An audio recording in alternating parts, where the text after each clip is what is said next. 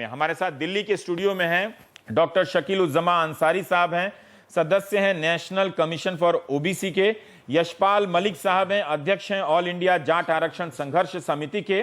और काले T shirt में मौलिक श्रीमाली जी हैं, आरटीआई एक्टिविस्ट हैं, आलोचक हैं ओबीसी में पटेलों को शामिल किए जाने की मांग के।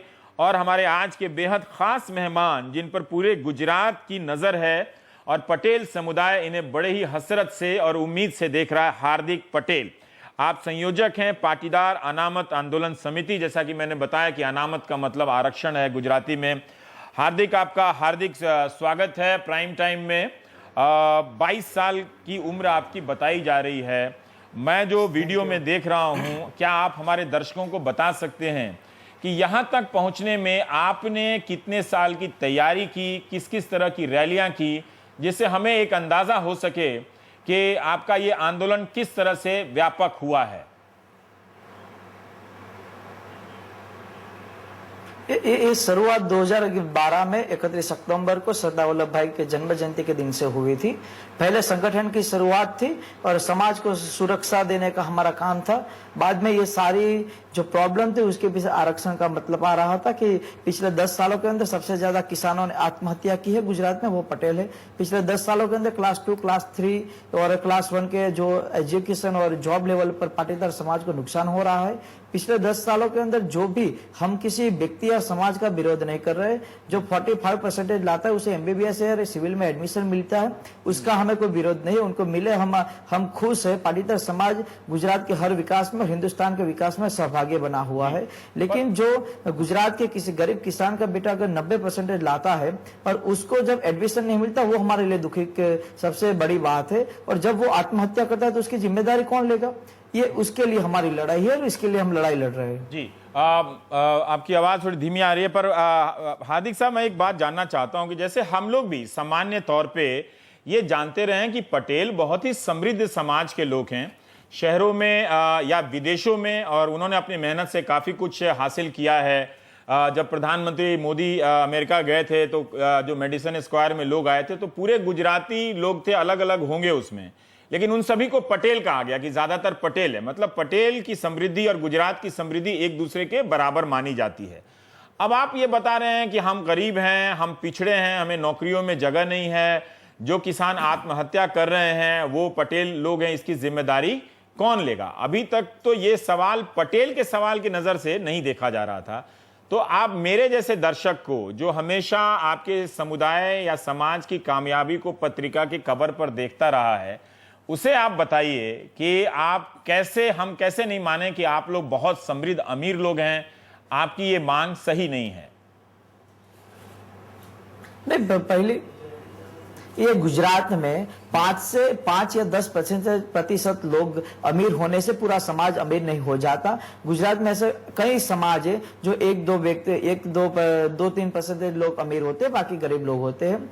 आपने कहा कि मेहनत से हम आगे आए हैं, मेहनत से हमने जिस तरह से मुकाम हासिल किए हैं, और खास तौर पर आपने जो विदेशों की बात की तो हमारे कई मित्रों ने वहां से हमें सपोर्ट किया है, तो वो वही बोल रहे हैं कि आज हम विदेशों में आए हैं तो वो उसकी सबसे बड़ी जो कोई एक वजह हो तो वो आरक्षण है। हमें आरक्षण न मिलने की वजह से, आरक्षण के लाभ न मिलने की वजह से आज हम वहां पर दुखी थे, और यहाँ पर आकर जहां आरक्षण नहीं है तो आज वो देश को कितना आगे है, और इसके लिए वो वहां पर गए तो वो भी हमें सपोर्ट कर रहे हैं। हम किसी व्यक्ति या समाज का विरोध कर उसके सामने दुश्मनी नहीं करना चाहते।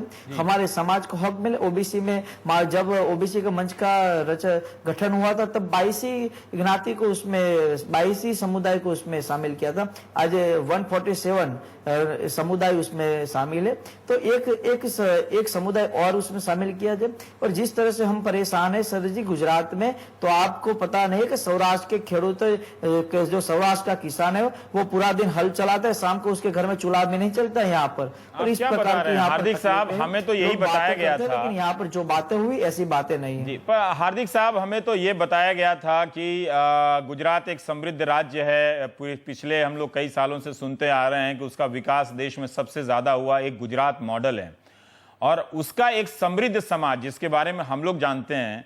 मैं दावा नहीं कर सकता, लेकिन हमने वो सारी स्टोरियां पढ़ी कि कैसे अमीर लोगों ने गांव में आलीशान घर बनाए हैं। ये एक छवि है, अब चाहे जैसे भी है।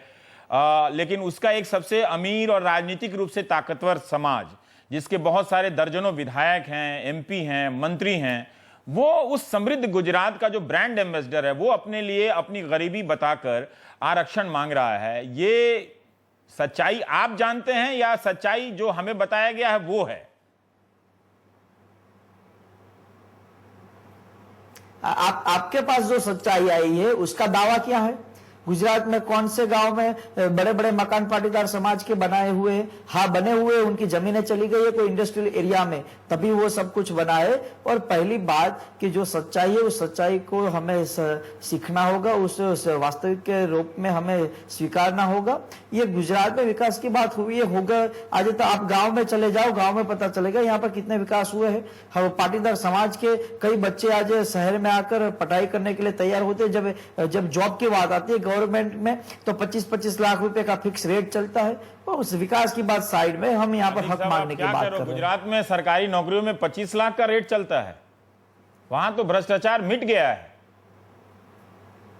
हाँ, पीएसआई साइलेंट भ्रष्टाचार है, साइलेंट भ्रष्टाचार। अच्छा, ओ अच्छा, ठीक है, ठीक है, हम और बात करेंगे। पर मौलिक श्रीमाली जी, अब सवाल आपसे है मेरा कि हार्दिक पटेल ने एक बात कही है, और ये बात सही है कि हम लोग एक छवियों में जीते हैं।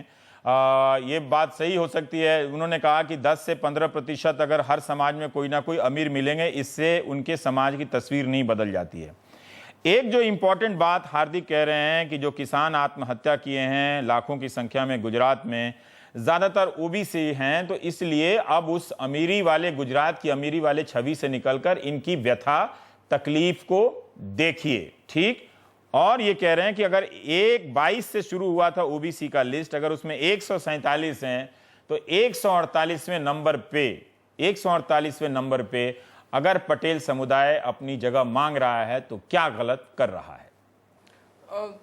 देखिए, मैं ये बात इस मंच से सुनिश्चित कर रहा हूं, और मैं हार्दिक पटेल जी और कई जो समुदाय है, पिछड़े समुदाय से जो लोग जुड़े हुए हैं, उनसे ये मैं बात करना चाहता हूं पूरे इस मंच से कि भाई जो रिजर्वेशंस जो है, वो रिजर्वेशंस का पूरा स्टैंड कॉन्स्टिट्यूशनल जो बेस था उनका, सेक्शन 341 और 342, 341 जो है, उस सेक्शंस के अंदर जो अस्पृश्यता के बेस पे जो दलितों को प्रावधान किया गया था 7.41%, ये रिजर्वेशन दलितों के लिए था, और 40% जो ट्राइबल जो हमारे समुदाय के जो भाई, हम ओबीसी रिजर्वेशन पे दिया गया था।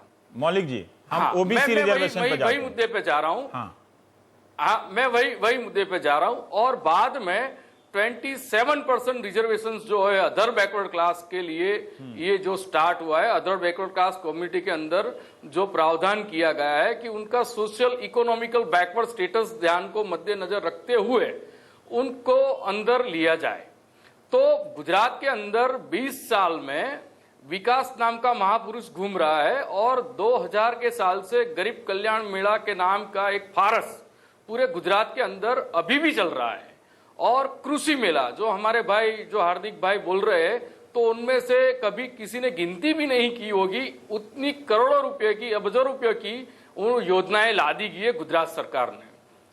पूरा उसका कैलकुलेशन भी अगर किया जाए तो भी हास्यास्पद परिस्थिति का निर्माण हो गया है, जब ये लोग जो डेवलपमेंट क्रीमी कम्युनिटी जो है, पाटीदार समाज हमारा जो गुजरात है, उसमें सबसे बड़ा नंबर 1 स्टैंड वाला क्रीमी लेयर कास्ट कम्युनिटी है। और जो कम्युनिटी अदर बैकवर्ड क्लास से है, उनके अंदर स्टिल अभी आप देखा जाए तो राणे कमीशन और डेबर कमीशन में अंदर प्रोविजंस किए गए, उनका अमल ही अभी स्टेट गवर्नमेंट ने किया नहीं है। उनके अंदर ये प्रोविजंस किए गए हैं कि भी अदर बैकवर्ड क्लास कम्युनिटी जो है, उनके अंदर भी मोस्ट बैकवर्ड क्लास कम्युनिटी है, उनको तो कुछ मिला ही नहीं है। तो अगर ये परिस्थिति है कि अदर बैकवर्ड क्लास कम्युनिटी के अंदर 147 जो हार्दिक भाई के हिसाब से अब सबकास्ट कम्युनिटी सब ग्रुप्स अभी अंदर बैकवर्ड क्लास कम्युनिटी के अंदर है। और आपने जब बताया अल्पेश ठाकुर जी के माध्यम से कि ठाकुर कम्युनिटी जो है वो बता रहे 45% हमारी community base overall population caste communication का रिजर्वेशन बता रहे हैं। तो मेरा ये मानना है कि सब लोग अपना दावा जो कर रहे हैं, कोई बोल रहा है 30%, कोई बोल रहा है 40%, तो 2010 के बेस पे अभी जो मसला चल रहा है कि भाई 2000 बेस पे सेंसस बेस कास्ट जो सेंसस हुआ था उसका आंकड़े बाहर निकाले जाए। श्रीमाली जी, आप मुझे बताइए कि ओबीसी के सूची में पटेलों की मांग जायज है या नहीं है? देखिए ये राज्य सरकार का मसला है। एससी और एसटी के अंदर तो किसी को हिला भी नहीं सकता। अगर किसी ने हिलाने की भी कोशिश की तो अभी दलित समाज बैठने वाला नहीं है। वो तो ये सब लोग जानने लगे। ये 1981 और 1985 वाली तो है नहीं दलित कम्युनिटी, क्योंकि अभी दो वक्त उन लोगों ने बहुत भुगता है। अगर किसी ने भी ऐसे नुक्तेचीनी की दलित समाज के अगेंस्ट तो वो बैठने वाले हैं। श्रीमाली जी, ये दलित समाज की थोड़ी बात हो रही है, ये बात ओबीसी में हो रही है ना। आप ओबीसी में वो मांग रहे हैं, आप दलित समाज का ले गए, आप कमेटी पे ले रहा हूं। मतलब अब भावुकता की भी एक हद होती है, कहीं का मसला कहीं ले जाइए। हाँ नहीं, मैं अदर बैकवर्ड क्लास कम्युनिटी के अंदर पाटीदार कम्युनिटी की जो बात है उनका ही स्टैंड में ले रहा हूं, लेकिन उसकी मैं भूमिका बांध रहा हूं कि देखिए उसके अंदर राज्य सरकार को ये प्रोविजन है कि भाई अगर पाटीदार समाज को अदर बैकवर्ड क्लास कमीशन के अंदर ये सब ग्रुप में दर्जा दे जाता है तो अगर कोई प्रॉब्लम ही नहीं है। ठीक है, अदर बैकवर्ड क्लास कमीशन के अंदर उसके पास पावर ही है, क्योंकि उनकी गवर्नमेंट है और उनके सभी विधायक और एमपी एमएलए भी उनके और मिनिस्टर भी हिसाब से कोई प्रॉब्लम नहीं है। जो अंसारी साहब,